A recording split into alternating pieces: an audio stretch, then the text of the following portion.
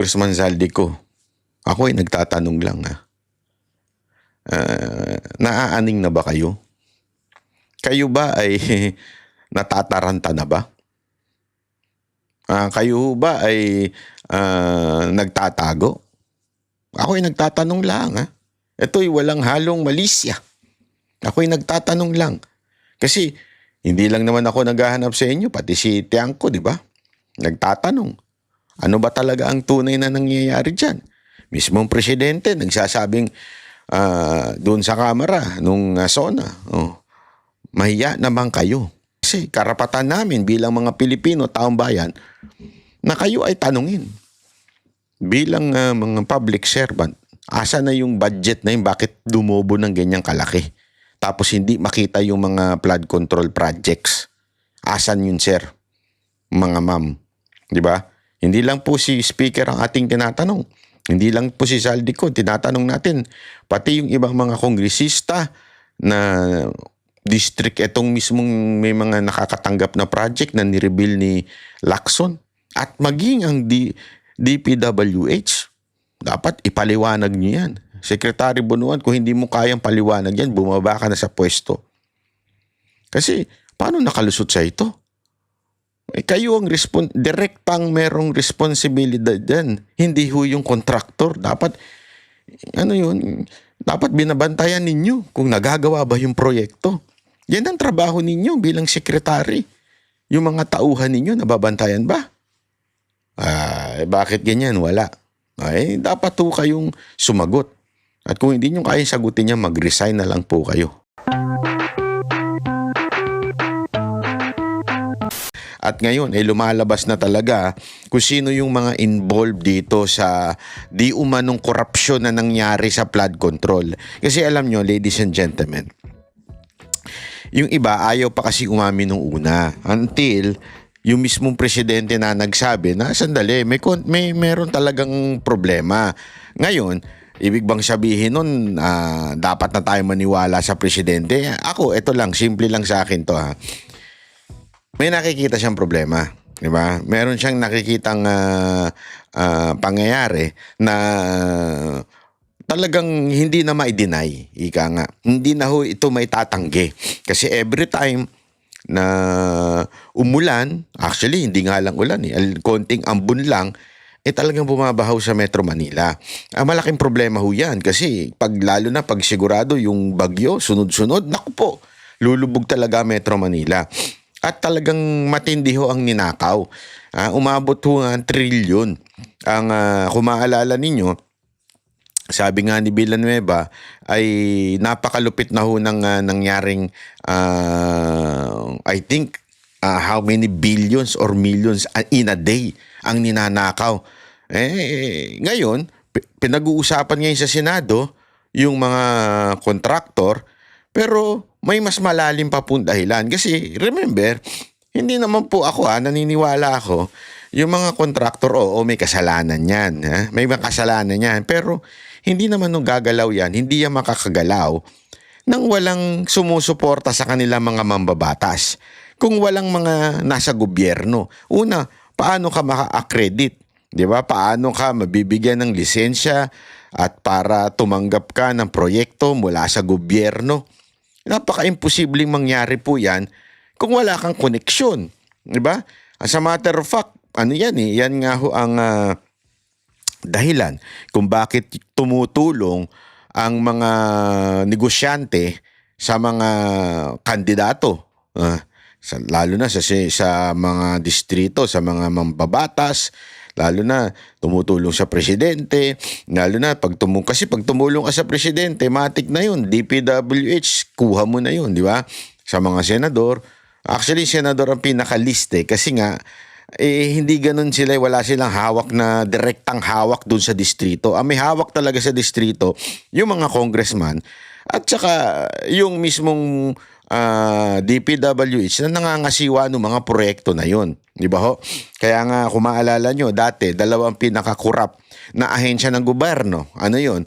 Yung DPWH at saka yung Bucor. Di ba yung customs, di ba? Sorry, di pala Bucor. BOC, Bureau of Customs, 'di ba? Ibig sabihin, yan yung talagang pumapasok yung pera. Ngayon, sa sobrang daming nagnanakaw, hindi mo na alam kung sino yung one o sino yung number two. Di ba? Hindi, totoo, walang biro. Di ba? Hindi mo na ngayon alam kung sino sa kanila yung one or two. Kasi nga, ang dami ho. Sa bawat ahensya ng gobyerno may negosyo. Di ba? Malupit ngayon. Siguro, dati nga, ayoko na mag-comment, pero ang dami ho talagang ngayon, ang daming negosyo na ginagawa itong mga hayop nating mga nasa gobyerno. Ito ang pinakamalupit. Pumutok talaga itong, kasi masyado namang sinagad 'di ba? Sinagad ng DPWH at saka ng mga kongresista yung pagnanakaw.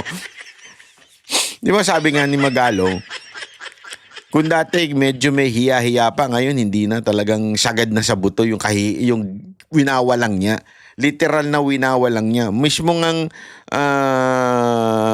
itong ating Pangulo, di ba? Nag-iingay-ingay pa ngayon na kesyo wala siyang nakikita. Sabi ko, pambihira talaga itong Pangulo natin. No? Di ba, nagpunta siya sa isang lugar, wala daw siyang makita. Pambihira ka. So, mantakin mo, bilang presidente, wala kang kaalam-alam na nangyayari yan sa ilalim mo. Anong klase kang presidente? Sabi nga nila di ba, sinasabi nila, dapat daw ngayon si Bunuan, yung sekretary ng DPWH, mag-resign na. Di ba? Kasi, totoo lang, dapat daw mag-resign na kasi nga, yung mga bata niya, yun yung may mga control ng ghost project. Tama naman din yun kasi command responsibility. Pero sa akin, ang dapat mag-resign yung presidente. Kasi mantakin mo, nangyari sa lahat ng term mo ito nang wala kang kaalam-alam at talagang sinasabi mo, walang niya na yung korupsyon. Kung sa ibang bansa ito, kahit pa paano may kahihiyang pa yung Pangulo. Totoo. Kung mangyari to sa ibang bansa, malamang nag-resign na yung presidente o yung prime minister dahil sa tindi ng nangyayaring korupsyon sa gobyerno. Again, we are not saying na may direct involvement ng presidente pagdating sa korupsyon. Oo, posible, hindi ko sinasabing oo, pero posibleng wala siyang alam, posibleng hindi siya nakikinabang, pero the mere fact na napabayaan mo, di ba? Yung ganyang, at sana nga kung milyon lang. Alam mo yung pag milyon lang, maiintindihan mo pa Parang, sige, nakalusot, is milyon, di ba? 100 million. Kasi, eto tinan nyo. Galit na galit sila doon sa confidential funds ni BP Sara Duterte na ilang milyon. Tama, mali. Wala pang 100 plus million lang ata yun or something Galit na galit sila doon. Kesyo, quote-unquote, nawawala daw dahil sa confidential. Kasi kung yun yung confidential funds So parang hindi daw alam kung saan ginamit. Di ba ganyan ka-plastic yung mga animal na mga kongresista natin Hindi namin alam. Dapat alaman natin. Dapat panagutin niya. Ulul, mga tarantado kayo. Kayo nga, di ba, nag-aalat kayo sa distrito ninyo na mga mas malaki pa sa 1 million, 100 million kuno ni BP Sara Duterte. Kayo talagang ghost project dun sa nangyayari dun sa mga distrito ninyo. At hindi lang 100 million yan. 500 million, may 1 billion. Ganun katindi ho yung mga proyekto na yun na nawawala. Kung ako nga yan di ba? Sabihin na natin, walang kinalaman si Romualdez at saka yung dating APRO na si Zaldico, walang kinalaman, di ba? Pero the mere fact na kayo ang may responsibility dyan, di sana nag-resign na lang kayo bilang speaker o kaya APRO, di ba? Yung committee ng appropriation, di ba? Di sana. Ayoko na yan. Maraming katiwalyang nangyari dyan sa baba. Hindi namin namalayan, hindi namin napigilan, di ba? Again, hindi ko sinasabing meron silang kinalaman, pero the mere fact na kayo ang leader na nandiyan, na dapat sanang binabantayan ninyo ang pera ng taong bayan, wala, nakalusot sa inyo. So, yun pa lang siya nakalusot, dapat mag-resign na kayo. Dapat bumitaw na kayo sa mga posisyon nyo. Nakalusot lang yun, Hindi kayo may sanhi. Paano pa kung sakasakali, allegedly kayo ang may sanhi? Hindi lang dapat resignation ng abutin ninyo, mga animal kayo. Kung kayo may sanhi, ha? Again, I'm not saying kayo may sanhi.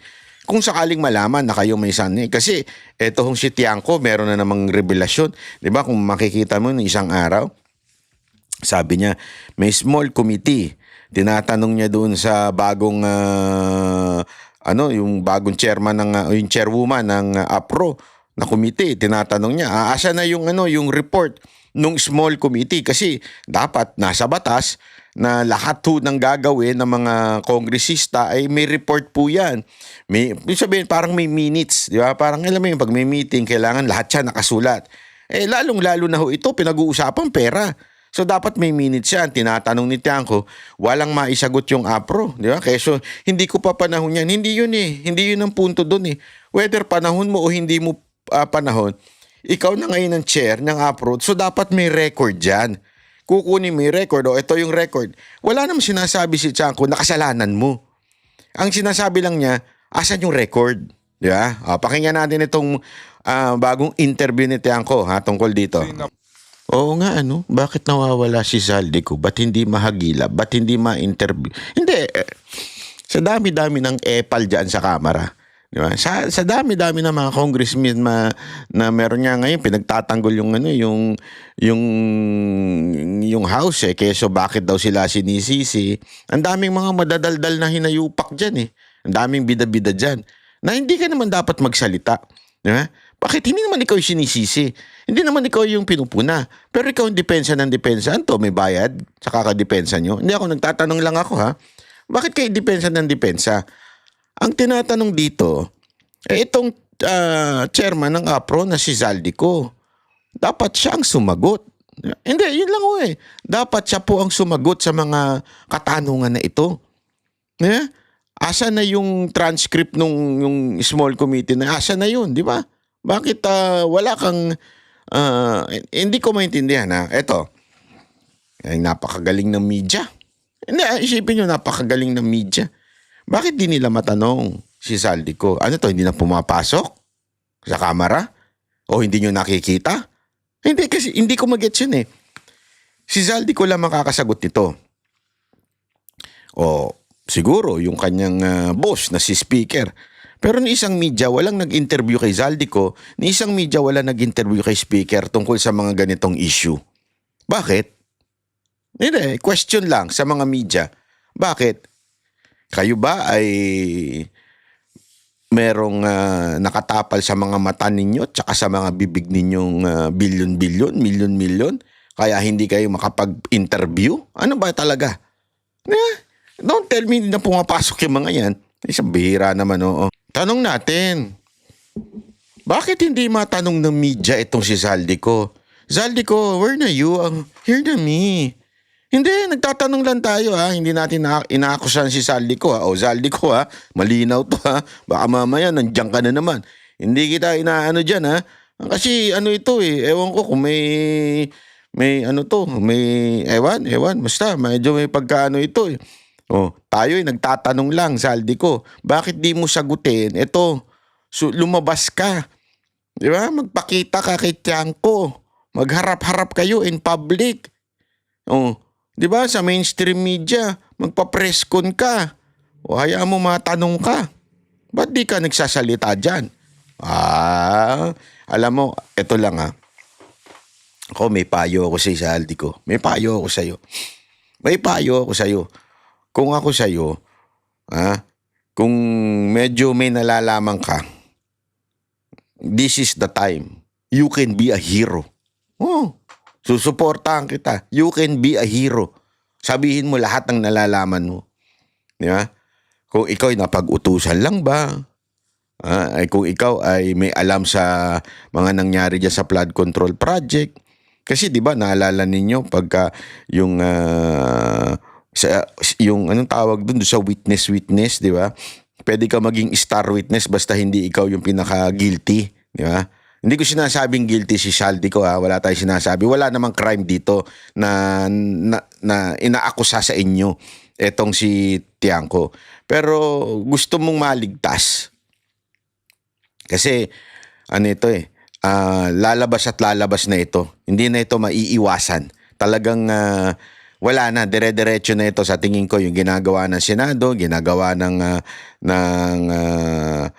Kamara, etong si Tiangco, talagang mabubuking na. Mabuti pang mauna ka nang magsalita. Alam mo, isang matindi dito. Nagde-deliberate pa sa House, nagde-deliberate sa Senate, tapos may BICAM, tapos lahat naman din yun, babaguhin lang ng small committee.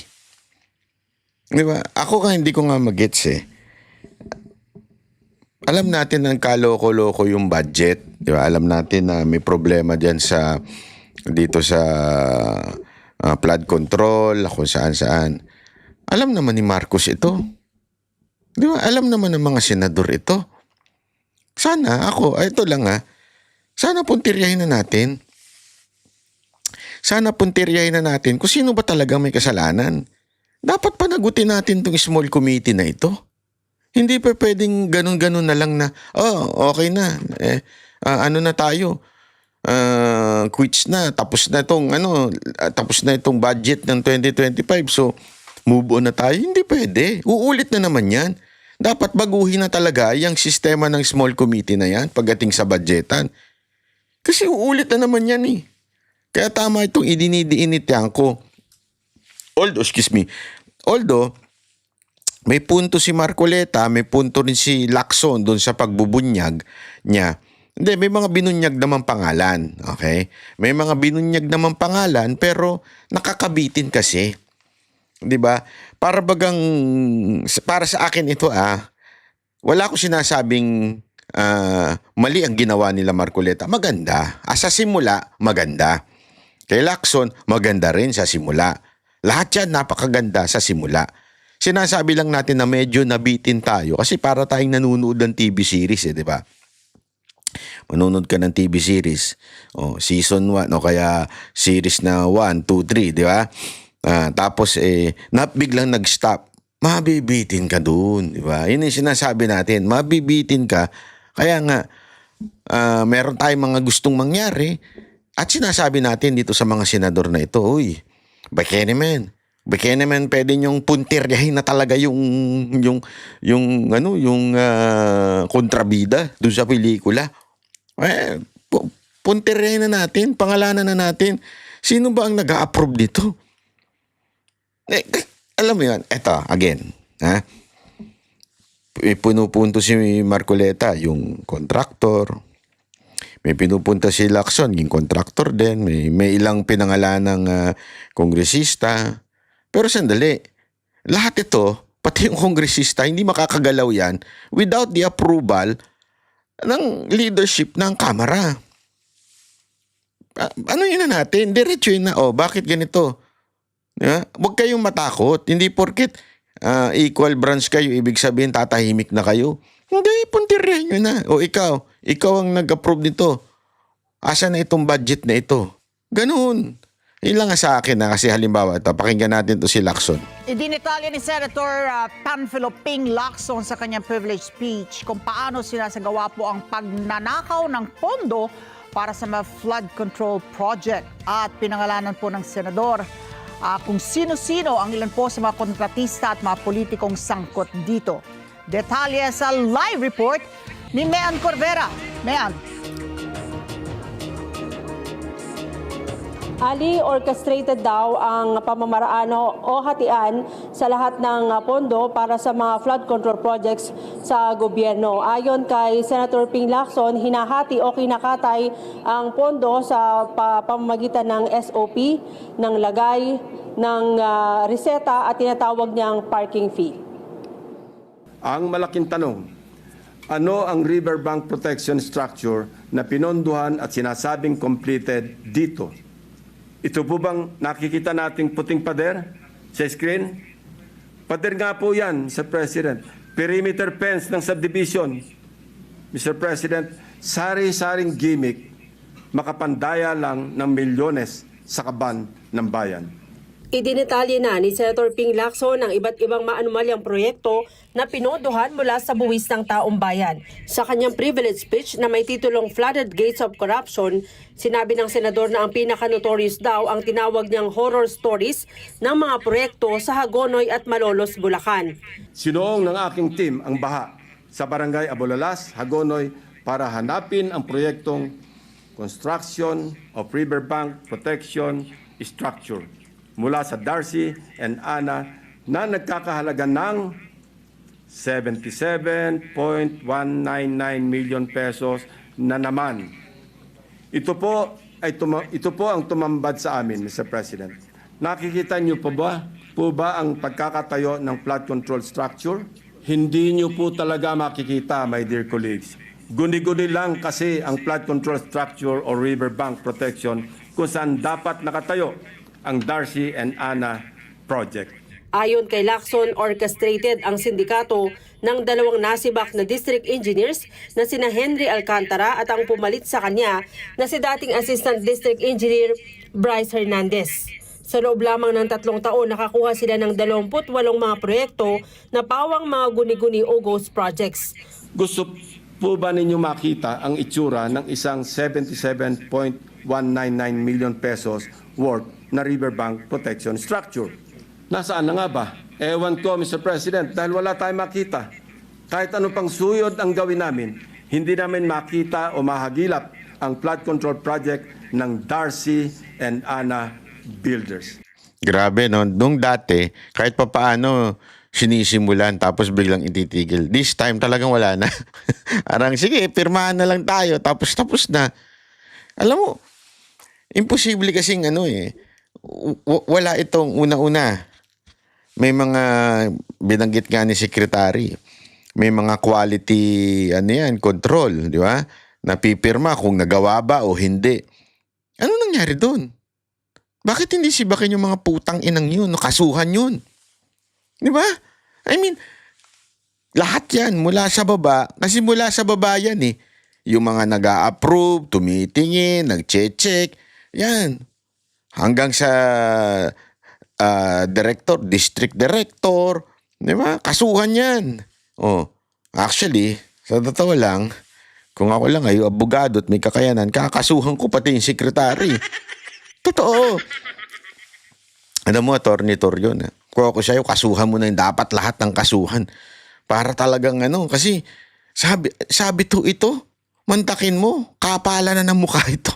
Wala, as in, wala doon sa location. Anong katartaduhan yun? Hello, Darcy.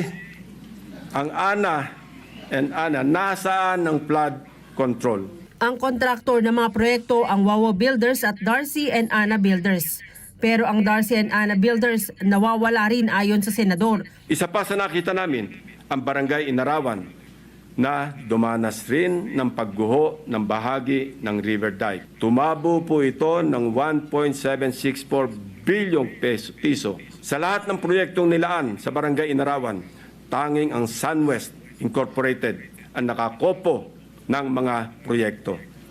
Ito ang kontraktor na una na nating narinig sa ulat ng Pangulo bilang pangwalo sa mga kontratistang nakakuha ng pinakamarami at pinakamalaking kontrata sa flood control. Ilan pa sa tinukoy ng senador ang mga proyekto sa may 7 barangay sa Nawan at Baco sa Oriental Mindoro na pinondohan ng 10 bilyong piso. Tinipid, sinadyang minali at shortcut ang pagkagawa. Sad reality, Mr. President, is mayroon na rin silang standard para sa substandard.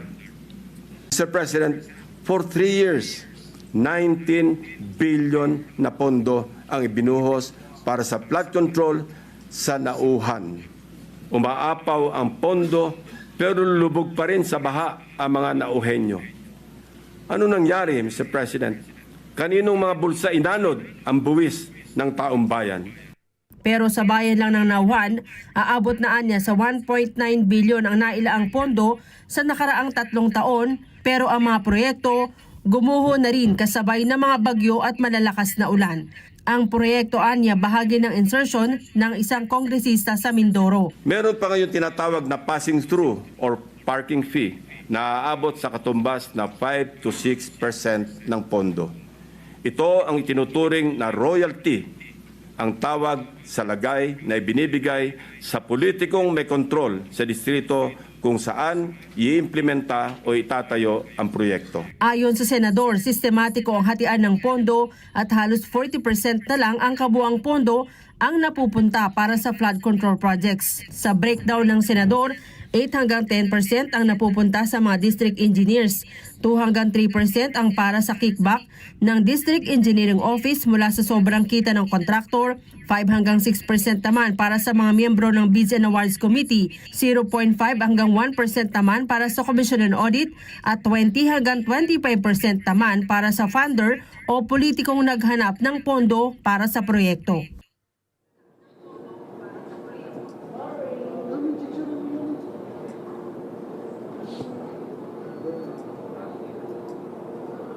Grabe, no? Ito. Ali, hindi pa Papakita ko sa inyo ito, ha. Ayan. Ito po yung post ni MJ Mondehar. Alam naman natin, matikas tong si MJ Mondehar. Yan yung summary nung sinabi, kinwento ni, yung inano ni Lacson, ha? Para ho sa atin ho itong maganda ito kasi malupit ho itong ito. Sandali, asa na yun? Chotomate. Ito. Sabi niya, ito ang tunay na issue, hindi cover-up story. Kasi alam nyo naman, di ba? Sinabi ko nga ho sa inyo meron ako narinig na balita. Ikikwento ko na lang uli para ho sa mga hindi nakapanood kagahapon. Meron ako narinig na balita from source ko dyan sa Kamara. Sabi ba naman sa akin, natataranta na daw ang leadership ng Kamara kasi unti-unti nang nabubuking yung mga kalokohan, di umano, allegedly. Di ba? So, unti-unti na daw nabubuking kaya kailangan ng bagong issue para pumutok at doon ang maging atensyon ng mga media kasi siyempre, you have to feed the media different issue para hindi na masyadong kalkalin pa yung issue dito sa flood control. Kaya lang, itong another issue na inilabas nila ngayon, itong kay Pastor Kibuloy na keso pinapa-extradite daw ng Amerika. Ang masagwa dito, hindi nila na yung istorya.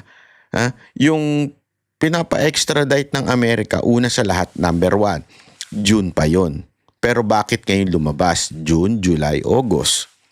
Napaka-obvious na wini-withhold yung information tapos pagka meron ng issue na bago at kailangan ma-divert doon sa issue na yon, tsaka inilabas ito.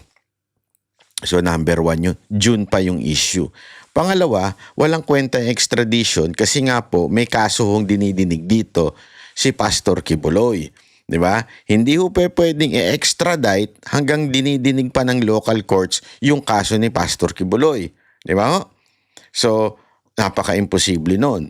Pangatlo, posible rin na baka naman malapit na makalaya si Pastor kaya ang ginagawa nila naghahanap na sila ng contingency plan na pag nakalaya to dahil nakapag-bail pwedeng kunin si Pastor. Hindi nga ho Kung sakasakali ho makalaya si Pastor, it's out of bail. But it doesn't mean na tapos na yung kaso.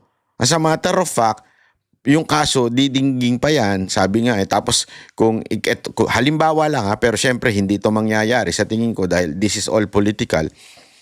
Kung makonvict pa si Pastor, kailangan niyang pagbayaran yung conviction o yung judgment ng judge.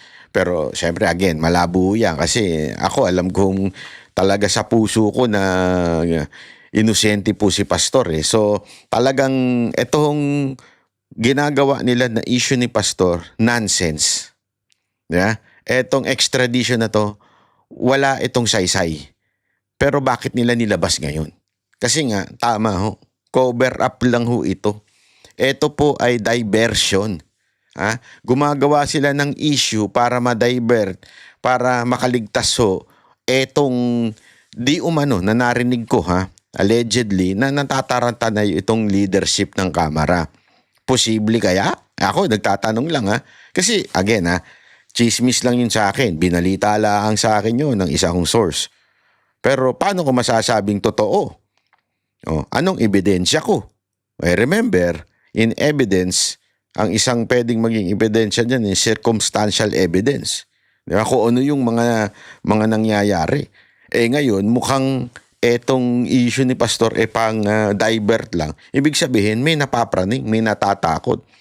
So, posible, yung nagbalita sa akin ay may katotohanan. Hindi ko pinasabing may totoo talaga, pero dahil dito sa ebidensya na diversion na ginagawa nila, abay malamang sa malamang. Posible. Ano ba sabi ni dito? Ni MJ Mondihar. Excerpt from Senator Lacson. Privilege speech. Ito daw. Mga proyekto at kontraktor na binanggit. Pampanga, Arayat at Kandating. 20 million na proyekto noong 2018, lumobo sa 274.8 million from 20 million ng 2018. Nung nawala na si Pangulong Duterte, 2025, naging 274. Ang laki nung kinalaki nun 250. Mahigit. 250 million. Sa La Union, mula 100 million doon sa national expenditure, di ba? 2024, naging 1.6 billion. Sagaan noong 2024. Yung NEP, yun po yung proposal ng budget ng DBM. Yung GAA, yun na ho yung batas. Ibig sabihin, yun ay na-aproban. So, imaginein mo sa La Union to. Sino ba kongresista dyan? Hanapin natin. Marami dyan. La Union. 100 million. Imaginein mo yun, 100 million. Naging 1.6 billion. Putang inang laki nun. Hayop yun 2024 ito Ibig sabihin, yun lang yung ibinigay ng DBM. Tapos naging 1.6. Hayop. Di ba? Oriental Mindoro. Bako Barangay Buti ka ko nang masabing bulbul. Burbuli. 95 million na proyekto. Contractor Silverworks Construction. Yan. Oriental Mindoro din. So San Jose, 231 million na proyekto. Oriental Mindoro, 1.8 billion road. Hindi, binabanggit natin ito para makita ninyo. Barangay San Jose, ito, Barangay Nauwan, Barangay Inarawan, 1.8 billion dike project. Meron ba yan? Picturean ninyo. Puntahan ninyo mga taga Barangay Inarawan. Naarawan na ba kayo dyan? Tingnan ninyo yung dike project. Ito pang sa Barangay Apitong. Sa Oriental Mindoro rin. 193 million. Anak ng wewe. Bulacan, Malolos, Hagonoy, iba sa San Jose. Iba. At San Nicolas pala. Sunod-sunod na ghost project na TIG 77 million bawat isa. Pare-pareho. Ang galing din nila. Napare-pareho nila yung project. Walang opisina, peke ang address ng construction. Naku po, ang lupit ng construction, Darcy. Kaya pala mayayaman na mga 77 million isa. Main point sa privilege speech, hindi kababalaghan ng mga anomalya kundi planado ng isang organisadong network ng abusado sa kapangyarihan. Ang tanong, sino yon? Yan ang importante. Kung alam mo, Senator Lacson, wag nang puro blind item May grupo na sindikato na substandard at ghost project. Modus ng hihiram ng lisensya sa mga paborito nilang contractors. Sa pamagitan ng lisensya, sila mismo nag-implement na proyekto o gagawa ng dokumento. Diba? May sinagawang inspeksyon at validation din sa mga proyekto sa Kabikulan, Davao Peninsula, Western Visayas, Central Mindanao na isinama sa sunod sa pagdating sa pagdinig at investigasyon. Panawagan sa Senado na maging huwaran sa good governance sa ilalim ng pamumuno ng Senate President at pakikiisa ng lahat ng membro ng kapulungan. Simulan ito sa isang tapat na transparent. Ito na nga Sa madaling salita, sinasabi na ni Lacson, okay, na ito'y hindi ginawa lamang ng isang ordinaryong congressman. Ito'y hindi ginawa lamang ng isang district director ng DPWH. Ito ho ay organisado. Ha? Sabi nga parang mafia.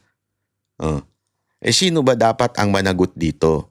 Based dun sa ating napanood kanina, abay dapat, sabi ni Tiangco, panagutin si Zaldico. Sabihin, hindi panagutin. Sorry, not panagutin. Pasagutin. Okay, mali yung term ko. Pasagutin si Zaldico. Ibig sabihin, dapat matanong si Zaldico anong nangyari doon sa small committee. Di ba ho? Ang linaw po nun. So, dapat sagutin niya ito. Hindi yung, ewan ko nga, bakit walang lumalapit na media kay Zaldico? Takot ba kayo? Pasagutin nyo si Zaldico. Pangalawa, dapat pasagutin nyo rin si Speaker. Di ba? Hindi pa pwedeng lang. Alam nyo, sabi nga sa Kamara, walang nangyayari dyan nang walang basbas ng Speaker. Kahit noon pa. Yan talaga basta may dyan, whether kung anong gagawin dyan, whether good or bad, kailangan may basbas ng Speaker. Pag wala, hindi makakagalaw daw dyan. Kaya dapat, panagutin. Pasagutin, sorry, not panagutin. Pasagutin si Speaker. Tanungin ano ba ang nangyari. Kasi nangyayari ngayon, dahil dito sa paglabas ng issue kay Pastor, tila dinadivert. Kung hindi man dinadivert, may napapraning. Ako, nagtatanong lang ako. Speaker Romualdez, Congressman Zaldico, ako ay nagtatanong lang. Naaaning na ba kayo? Kayo ba ay natataranta na ba? Kayo ba ay nagtatago? Ako ay nagtatanong lang. Ito'y walang halong malisya. Ako ay nagtatanong lang. Kasi hindi lang naman ako naghahanap sa inyo, pati si Tiangco, di ba? Nagtatanong. Ano ba talaga ang tunay na nangyayari dyan? Mismong presidente nagsasabing doon sa Kamara, nung SONA, mahiya naman kayo. Sino yung kayo? Kayo po ba yun, Sir Speaker Romualdez? Sir Congressman Zaldico, kayo po ba yung tinatanong ni BBM na mahiya naman kayo? Kung hindi, abay pakisagot sana sa media. O kung gusto nyo, kahit sa akin nyo nalang sagutin. Ako'y tanong lang naman po ito. Eto hubang mga quote-unquote issue na tulad nung kay Pastor Kibuloy. Ito ba'y diversion? Totoo ba yung naririnig natin na natataranta na ang kayong mga leaders diyan sa Kamara? Tanong lang po ito. Maaari nyo sagutin o maaari nyo hindi sagutin. Nasa sa inyo na po yan. Basta kami nagtatanong mamamayang Pilipino, yung sobrang laki na tinaas na budget sa mga flood control project, asa na yun? Yun ang tanong dyan . Asa na po ba yun? Meron na po ba kayong alam, idea? Baka lang meron kayong alam. Kung maaari, sagutin nyo na. Huwag nyo nang antayin na mag-isip ng kakaiba itong mga Pilipino at isipin na kayo ay sindikato ng mga korap na opisyal ng gobyerno. Bago pa isipin ng taong bayan yan, sagutin na huna ninyo. Ano ba ang ginagawa ninyo doon sa nakaraang budget? Pakipaliwanag po nga, sir. Kasi karapatan namin bilang mga Pilipino, taong bayan, na kayo ay tanungin. Bilang mga public servant, asa na yung budget na yun? Bakit dumobo ng ganyang kalaki? Tapos hindi makita yung mga flood control projects. Asan yun, sir? Mga ma'am. Di ba? Hindi lang po si Speaker ang ating tinatanong. Hindi lang po si Zaldico. Tinatanong natin. Pati yung ibang mga kongresista na district, etong mismong may mga nakakatanggap na project na nireveal ni Lacson. At maging ang DPWH, dapat ipaliwanag niyo yan. Secretary Bonoan, kung hindi mo kayang paliwanag yan, bumaba ka na sa pwesto. Kasi, paano nakalusot sa ito?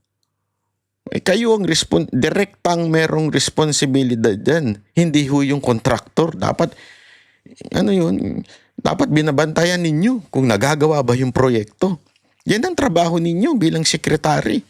Yung mga tauhan ninyo, nababantayan ba? Bakit ganyan? Wala. Dapat po kayong sumagot. At kung hindi nyo kayang sagutin niya, mag-resign na lang po kayo.